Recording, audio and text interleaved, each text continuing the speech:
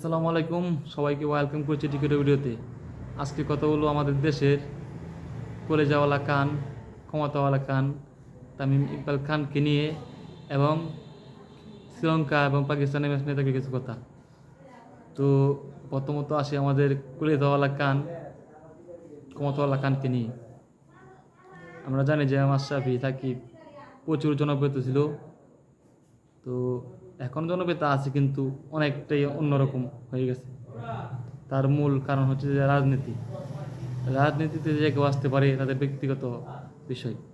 আমরা অডিয়েন্স হিসেবে তাদের ভালোবাসি, তার মানে কি তাদের ব্যক্তিগত লাইফ নাই, অবশ্যই আছে, তারা আসতে পারে, কোনো সমস্যা নেই। কিন্তু ওই দিন যে একটা প্রেস কনফারেন্স দেখলাম যে আমাদের কলিজাওয়ালা খান সাথে আরেকজন বড় মাপের নেতাকে নিয়ে মানে এই যে হুমকি দামকি কথা বললো, আমার মনে হয় টিকিটের সাথে এটা চায় না। কারণ টিকিট একটা অরাজনৈতিক সংগঠন, যদিও এই সংগঠন থেকে আগে এমপি হয়েছে আমাদের মাশরাফি বিন মুর্তজা এবং সাকিব আল হাসান, কিন্তু তাদের পরিণতি এখন মানুষ দেখতে পাচ্ছে। তো আমরা চাই না ভবিষ্যতে আর কোনো টিকিটারের পরিণতি এমন হোক, দেশে না আসতে পারে, বাড়ি ঘর পুরানো, আমরা চাই না এমন হোক। তারপরও দেখলাম আমাদের নতুন প্রভাবশালী টিকিটারকে তামিম ইকবাল খান অনেক জায়গায় যাচ্ছে, অনেক মানে মিটিং বা অনেক ক্ষমতাবান লোকের সাথে বসছে। তো এটা আসলে ওনার ব্যক্তিগত ইচ্ছা, কিন্তু আমরা চাই যেহেতু বিসিবিটা সম্পূর্ণ অরাজনৈতিকভাবে চলে, এখানে রাজনীতি প্রবেশ না করুক, সুন্দরভাবে চলুক, এটাই আমাদের কাম্য। আর করে যাওয়া কান, আশা করি উনি বিষয়টা পরবর্তীতে বুঝতে পারবে এবং বা বুঝে শুনে হয়তো সামনে যে করার করবে। তো এখন আসি পাকিস্তান বনাম শ্রীলঙ্কার ম্যাচে, যেটা কিছুক্ষণ পরই আরম্ভ হতে যাচ্ছে। এখন আসি যে মূল পয়েন্টটা আমাদের জন্য সুবিধা কি। আমাদের জন্য সুবিধা, আমার মনে হয় পাকিস্তান উইন হলে আমাদের জন্য সুবিধা। তার কারণ হচ্ছে পাকিস্তান ইন্ডিয়ার সাথে অলরেডি হেরে গেছে এবং আমাদেরও ইন্ডিয়ার সাথে একটা খেলা আছে, পাকিস্তানের সাথে একটা খেলা আছে। তো আজকে যদি পাকিস্তান উইন হয় আর আমরা যদি পাকিস্তানের সাথে উইন হতে পারি, কারণ পাকিস্তানের দলের অবস্থা আমরা জানি, তো সুবিধা না, আউট অফ ফর্ম। যদি আমরা শুধু পাকিস্তানের সাথে উইন হতে পারি, আমাদের ফাইনাল কনফার্ম।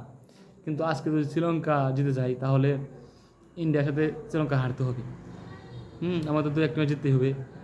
আর ইন্ডিয়ার সাথে হারাটা স্বাভাবিক, কিন্তু এখন মনে হয় শ্রীলঙ্কা টাচে আছে, যে কোনো দিন তারা যে কোনো দলকে হারিয়ে দিতে পারে। তাই আমার মনে হয় আজকের ম্যাচে পাকিস্তান উইন হলে আমাদের জন্য ভালো হবে। কারণ আমি মনে করি যে কালকে তোমাদের ইন্ডিয়া বাংলাদেশ ম্যাচ, পরের দিন ইন্ডিয়া পাকিস্তান, বাংলাদেশ পাকিস্তান। তো আমি মনে করি পাকিস্তানকে হারিয়ে দেওয়ার মতো বাংলাদেশের আছে।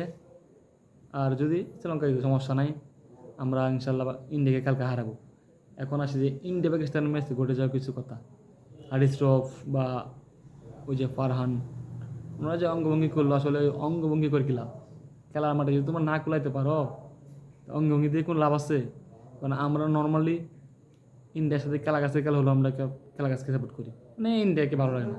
যদিও একটা সত্যি যে ইন্ডিয়া অনেক বড় মাপের টিকিট আর অনেক বড় মাপের টিকিট দল, কিন্তু ভাই পাকিস্তানকে সাপোর্ট করবো, পাকিস্তান বর্তমান যে দল, সাপোর্ট করে কোনো লাভ নেই, তারা অবস্থা কমই করুন। তো ইনশাল্লাহ দেখা হবে কালকে নতুন ভিডিওতে আমাদের বাংলাদেশ ইন্ডিয়া ম্যাচ নিয়ে। সবাই এর মতো সুস্থ থাকবেন, ভালো থাকবেন, আল্লাহ হাফেজ।